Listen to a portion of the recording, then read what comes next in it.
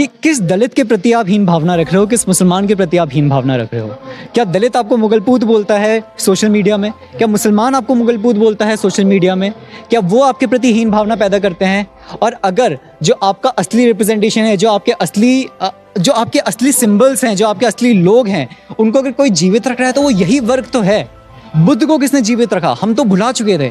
दलितों ने जीवित रखा, अंबेडकर साहब ने जीवित रखा कि अरे दलितों को मंदिरों में आने की अनुमति दी जानी चाहिए, क्यों ना आए वो मंदिर, उनका भी तो मंदिर में उतना एकत्रित अधिकार है। पर मेरा संदेश ये है कि वो तो चाहते हैं आप मंदिर आओ, क्योंकि जब तक आप मंदिर आओगे नहीं तब तक आप मनुवाद में मानोगे कैसे? और आप उस मंदिर में क्यों जाओ जिस मंदिर ने आपको शूद्र बनाया? आप उस मंदिर में सबसे पहले जाओ ही क्यों जिस मंदिर ने आपको दलित बनाया? है कि create a image of a beautiful Jharkhandi tribal women. वो एआई जनरेट ही नहीं कर पाता वो फोटो। वो एआई अगर इंडियन ट्राइबल वुमेन लिखो तो वो यूएस वाले इंडियंस की फोटो जनरेट। ट्राइबल कैसे होते हैं ये एआई को पता नहीं, एआई को पता नहीं है, क्योंकि वो एआई को वो इनपुट मिला ही नहीं है। वो इनपुट ज्यादातर उसको जो दिया जा रहा है वो सवर्ण लोग दे रहे हैं, क्योंकि सवर्णों के पास फोन से, सवर्णों के पास इंटरनेट है। पर जो आजकल सेनाएं बनाई गई हैं, जो आपको पता है कि उल फिजूल की करनी सेनाएं नाम से बनाए गए हैं, ये सेनाएं में हमें सेनाओं की आवश्यकता नहीं है। मेरे समाज को सेना नहीं, सेंस की आवश्यकता है। जब मैं उनको ये बताने की कोशिश करता हूँ कि उनका जो असली शत्रु है वो ब्राह्मणवादी और मनुवादी विचारधारा है, उसमें उनको थोड़ी ठसक मचती है। मैं तो कर्जदार हूँ इस बहुजन समाज का, क्योंकि हम बुद्ध को भूल चुके थे, हम वीपी सिंह को भूल चुके थे, पर इन लोगों ने उनको जीवित रखा है। संघ में ब्राह्मण लोग हमें इतना सम्मान देते हैं और बोलते हैं कि अरे आप तो क्षत्रिय, आप तो देश की रक्षा करते हैं, आप तो राष्ट्र की, गौ की और ब्राह्मण की रक्षा करते हैं। तो मैंने बोला कि जो गौरवशाली आपको बातें बताई जा रही है, गौरव का विषय नहीं है, ये आपको मानसिक गुलाम बनाने की चीजें हैं। पर जय भीम, मैं पराग महेंद्र और इस वक्त डीएनए कॉन्फ्रेंस शुरू है और डीएनए कॉन्फ्रेंस के बीच हमारे साथ एक शख्स ऐसे मिले जिनसे आपको रूबरू करवाना इस वक्त सबसे ज्यादा जरूरी महसूस हो रहा है। अमन कुमार रावत है और अमन सिंह रावत, इनसे बातचीत करना इसलिए जरूरी हो जाता है कि जब एक क्षत्रिय समाज से आने वाला व्यक्ति अम्बेडकराइट और बाबा साहब की जब बात करता है तो उसके पीछे की वजह क्या है, और ये इस तरीके की सोच आती कहाँ से है, वो बहुत सारी चीजें जो आपसे हमने साझा करना है। बहुत बहुत स्वागत है। सबसे पहले बताएं आपके बारे में कि कहाँ से ये शुरुआत हुई कि बाबा साहब से ताल्लुकात हुआ, बाबा साहब के लिटरेचर के बारे में आपने जाना। बिल्कुल, धन्यवाद। जय भीम आपको। जब आप मुझसे सवाल पूछते हैं कि मेरा ताल्लुकात या मेरा ये जुड़ाव अम्बेडकरवाद विचारधारा से, जो ये प्रगतिशील विचारधारा है जो आज की ज़रूरत है, इससे कैसे हुआ, तो मैं इसको बहुत सरप्राइजिंग तौर पे कभी देखता नहीं हूँ। क्योंकि मुझे लगता है कि जो एक ब्राह्मणवादी मीडिया है ये हमेशा क्षत्रिय को दिखाना चाहेगा कि आपके समाज से बुद्ध निकलना एक्सेप्शन है, आपके समाज से वीपी सिंह निकलना एक्सेप्शन है, आपके समाज से राजा भंजदेव निकलना एक्सेप्शन है। पर कभी एक्सेप्शन के तौर में मैंने देखा नहीं है। पर हाँ, निसंदेह है एक जो सवर्णा माइंडसेट है, जो मनुवादी और ब्राह्मणवादी विचारधारा है, वो क्षत्रियों के अंदर इतनी कूट के इतनी बेहतरीन तरीके से पेनिट्रेट की है सालों दर साल, कि आज का क्षत्रिय केवल ये समझता है कि क्षत्रित्व या फिर उसका जो मूल धर्म है वो दलित और मुसलमानों के खिलाफ जंग छेड़ना, उनके खिलाफ डंडा मारना, उनके सर फाड़ना है। पर इसके बरक्स जब हम देखते हैं कि जब हम अपने मूल धर्म की तरफ बढ़ते हैं, जो हमारा बौद्ध धर्म है, जो एक प्रगतिशील विचारधारा को बढ़ावा देता है, जो सामाजिक न्याय के ढांचों पर मानता है, उस चीज़ को जब हम पढ़ते हैं, जब हम देखते हैं, तो वैसे ही मेरी भी शुरुआत हुई कि मेरे एक मेंटोर हैं विद्याभूषण रावत, वो अम्बेडकरवादी विचारधारा में ही विश्वास रखते हैं और उसी के इर्द गिर्द उनका साहित्य भी है। उन्हीं ने मुझे इस चीज़ के प्रति मुझे उजागर किया और उन्हीं ने मुझे साहित्य दिया। तब से मैं अम्बेडकरवादी विचारधारा की तरफ मैं अपना झुकाव रखता हूं। के ही उम्र के तमाम जो लोग आपके समाज से ताल्लुकात रखने वाले, वो जो सोच रखते हैं, उनके दिमाग में जो चीजें चलती है, और उसके बाद कहीं ना कहीं एक समय आपके भी मन में उस तरीके की चीज शायद चलती होगी जब ये चीज आपको नहीं पता होगी, लेकिन अब जो बदलाव नजर आता है, इससे क्या फर्क महसूस हो रहा है? जब हम देखते हैं, जब सर आपने मुझे बताया कि हमारे जो समाज के लड़के हैं वो कैसा भाव रखते हैं और कैसा उनके दिमाग में पेनिट्रेशन है एक ब्राह्मणवादी विचार का, उसको इस चीज़ की एक खास वजह भी है जो मैं आपको बताना चाहूँगा। कि एक बार एक मेरा दोस्त है, ऋषिराज नाम है उसका, और वो दिल्ली विश्वविद्यालय में वो स्टडी सर्कल्स वगैरह चलाते हैं ABVP के। तो जब मेरी उनसे बात हुई कि आप किस तरीके का साहित्य पढ़ते हैं या क्या पढ़ते हैं, आप कैसा स्टडी सर्कल करते हैं, क्योंकि मेरे दिमाग में सवाल आया कि आप लोग पढ़ते क्या हो यार, जो मतलब इतने हीन भावना, इतनी गंदी विचारधारा को आप मान रहे हो, आप पढ़ते क्या हो। तो वो बहुत गौरवशाली महसूस करता है जब वो बताता है कि संघ में ब्राह्मण लोग हमें इतना सम्मान देते हैं और बोलते हैं कि अरे आप तो क्षत्रिय, आप तो देश की रक्षा करते हैं, आप तो राष्ट्र की, गौ की और ब्राह्मण की रक्षा करते हैं। तो मैंने बोला कि जो गौरवशाली आपको बातें बताई जा रही है, गौरव का विषय नहीं है, ये आपको मानसिक गुलाम बनाने की चीज़ें हैं। पर उसके प्रति उनकी समझ तो इस तरह से उत्पन्न नहीं हुई। पर दिल्ली विश्वविद्यालय में और JNU में हम खासकर देखते हैं कि हमारी विचारधारा के लोग दिन ब दिन बढ़ रहे हैं और हम कैसे एकत्रित होकर अभी ASA, बापसा और बाकी प्रगतिशील संगठनों के साथ जा रहे हैं। हमारे समाज के लोग उनकी तरफ अपना झुकाव भी रख रहे हैं। तो निसंदेह मैं बोल सकता हूँ कि धीरे धीरे करके ही सही, पर लोग हमारे समाज के लोग अपना मूल धर्म, अपने मूल सिद्धांतों को समझ रहे हैं। और इनफैक्ट जब हम वैशाली की बात करते हैं, जो बिहार में जहाँ पे बुद्ध की अस्थियाँ लाने के लिए वहाँ के MP, जो राजद के MP थे, उन्होंने 10 साल तक जिद्दोजहद की, तब जाके बुद्ध की अस्थियाँ वहाँ पे आई। क्योंकि वो स्वयं मानते थे कि जो अस्थियाँ वो ला रहे हैं वो केवल बुद्ध की अस्थियाँ नहीं, वो उनके पूर्वजों की अस्थियाँ हैं। हम देखते हैं कि जब मेरा एक परिचय जब मेरा पेरियाराइट संगठनों के साथ हुआ और पेरियार के विचारों के साथ हुआ, तब मैंने देखा, और अभी हाल ही में 2 साल पहले जब मैंने देखा कि DMK की सरकार ने, स्टालिन ने VP सिंह की स्टैचू को इनॉग्रेट किया था चेन्नई में। तब मुझे लगा कि उत्तरी भारत के लोग और इनफैक्ट OBC वर्ग के लोग जिनके लिए VP सिंह ने इतना काम किया, वो तक VP सिंह को याद नहीं कर रहे, पर दक्षिण भारत में कुछ लोग हैं जो VP सिंह के सिद्धांतों पर चल रहे हैं, जो पेरियार और अंबेडकर के सिद्धांतों पर चल रहे हैं, वही VP सिंह को आज उसी लाइन पे रख रहे हैं। तब मुझे लगा कि हमारी भी एक जिम्मेदारी बनती है। और जिम्मेदारी क्या, मैं तो कर्जदार हूँ इस बहुजन समाज का, क्योंकि हम बुद्ध को भूल चुके थे, हम VP सिंह को भूल चुके थे, पर इन लोगों ने उनको जीवित रखा है। अगर बुद्ध को जीवित रखा है तो हम नहीं रख पाए, उसमें हम असक्षम रहे। हम ब्राह्मणवादी धर्म की तरफ अपना झुकाव बढ़ाने लग गए, पर उस धर्म को अगर किसी ने जीवित रखा तो अम्बेडकरवादियों ने, बहुजनों ने रखा। तो मेरा तो कर्ज है उन पर, जो मुझे चुकाना भी है। आपके विचारों में जो बदलाव हुआ, लेकिन ये बात तो उतनी ही सच होगी कि परिवार में शायद उन तमाम तरीके के विचारों को अभी भी स्वीकार नहीं किया गया जो सोच आप रखते हैं। तो कैसा वो द्वंद्व होता है, या फिर कैसे बातचीत होती है, कैसे समझाते अपनी बातों को, क्योंकि आपके साथ में वो विचारों का टकराव तो होता ही होगा। बिल्कुल। अगर मैं अपने परिवार का बताऊं तो ऐसा नहीं है कि मेरा परिवार जातिवादी या हीन भाव रखता है किसी समाज के प्रति, पर जब मैं उनको ये बताने की कोशिश करता हूँ कि उनका जो असली शत्रु है वो ब्राह्मणवादी और मनुवादी विचारधारा है, उसमें उनको थोड़ी ठसक मचती है। अब वही चीज़ है कि जो सालों दर सालों उनके दिमाग में उनको घोल के पिलाई गई है, वो एकदम तो नहीं हट सकती। मैं जब उनको बताता हूँ कि दलित और मुसलमान ही हमारा असली अलायंस है और दलित और मुसलमान और इस देश का बहुजन ही हमारा असली अलायंस है, उसमें वो अपनी सहमति रखते हैं। पर जब उनको बता दो कि हमारा शत्रु मनुवाद है, तो उसमें वो उस तरीके से वो उसको देख नहीं पाते। मैं उनको जब बताता हूँ कि मैं अपने आप को एक हिंदू के तौर पर नहीं देखता, भले ही मेरा जन्म शायद से एक हिंदू परिवार पर हुआ हो, तो उस चीज़ पर भी उनका विचार थोड़ा अलग है। आप गर्व नहीं करते आप हिंदू? मैं तो हिंदू नहीं हूँ, मैं अपने आप को हिंदू तो नहीं मानता। लेकिन क्षत्रिय तो कहता है गर्व से, क्षत्रिय गर्व से अपने आप को हिंदू कहता है, तो वो उसी अफीम को चाट के बैठा हुआ है जो उसको ब्राह्मण चटा रहा है। और क्षत्रिय अगर असली में देखा जाए तो जो श्रवण स्कूल ऑफ थॉट था, जो बुद्ध का, महावीर का, बाबा जगबेश्वर का, जिन्होंने बिश्नोई सेक्ट को जन्म दिया, इन सब का विचार ही वेदों के जो ये ढांचा था, जिसमें जो महिला विरोधी, दलित विरोधी और समाज के सबसे बड़े वर्ग के विरोध में था, इसके प्रति ही उनकी लड़ाई थी।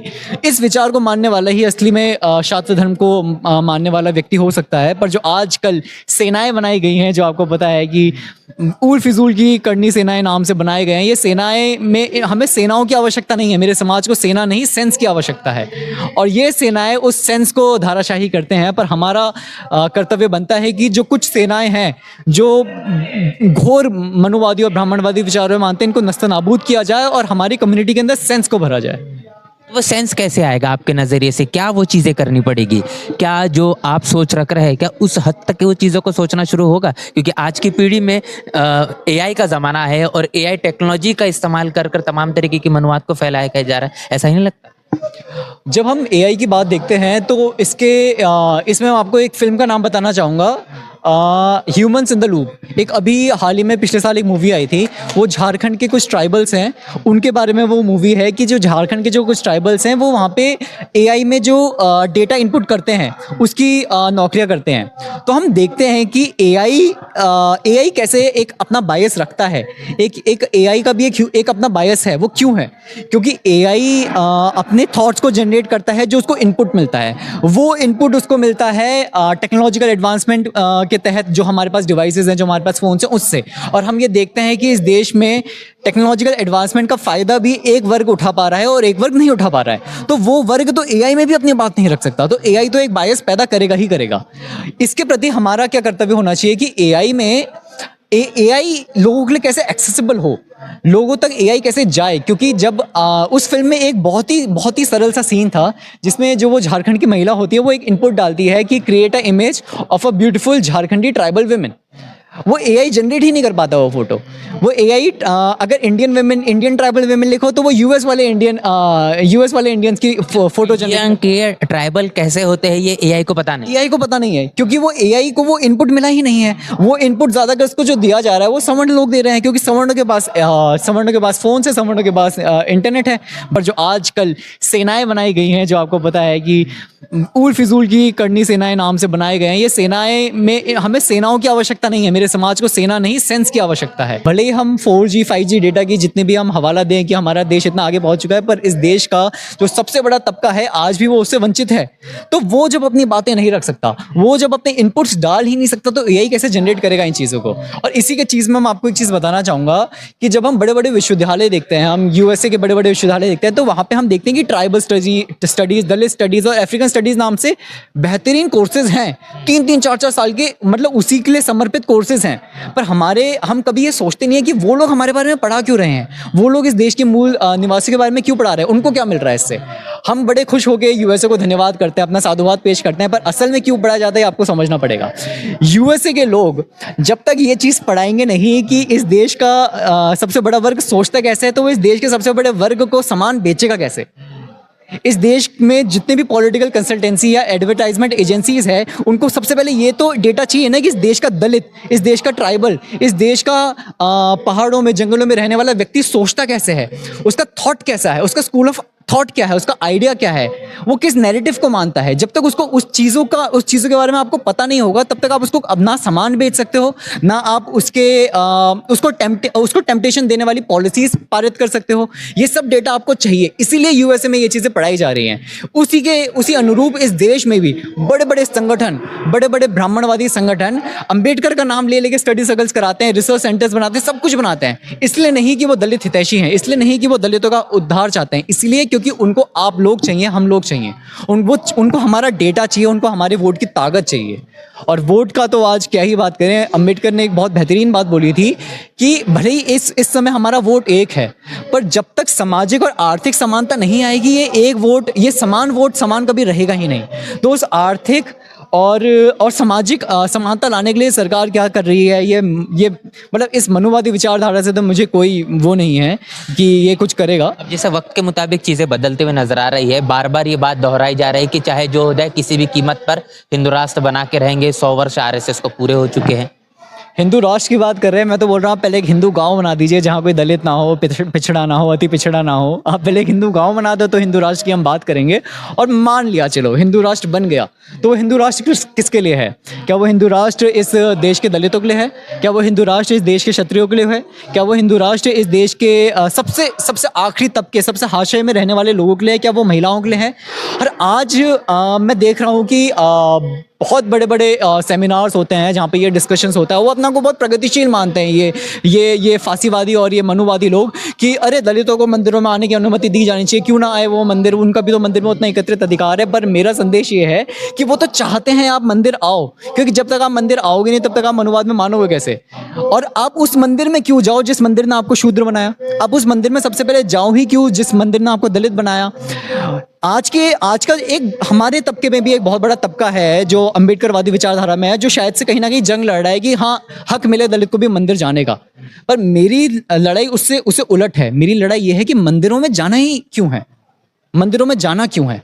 आप मंदिरों में अगर जाना है तो उस मंदिर में जाओ ना जहाँ पे ब्राह्मणों का एकत्रित अधिकार ना हो, जहाँ ब्राह्मण कमेटी लगा के ना बैठा हो।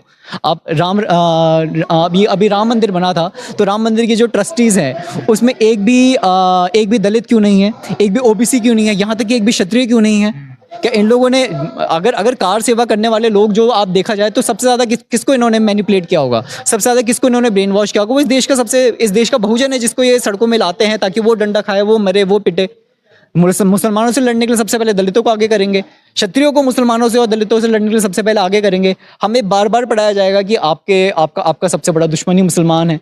अब जब मुसलमान सबसे बड़ा दुश्मन रहेगा तो कितना भी इस देश में भुखमरी हो, कितनी भी बेरोजगारी हो, जब आपको ये पता चल जाएगा कि मुसलमान को अगर हराना है या मुसलमान को हटाना है तो भाजपा को वोट देना है, तो आप आखिरी में चाहे खाली पेट ही जाए पर आप भाजपा को वोट डाल के आएंगे। तो ये चीज़ ये करते मतलब निरंतर कर रहे हैं और आगे भी करेंगे, पर इसके विपरीत हम अपनी विचारधारा को आगे बढ़ाएंगे और हम इस चीज़ को दिन भर दिन हम इस चीज़ पर अध्ययन कर रहे हैं, इस चीज़ पर पढ़ाई कर रहे हैं और हम चाहेंगे कि लोग एकत्रित हो।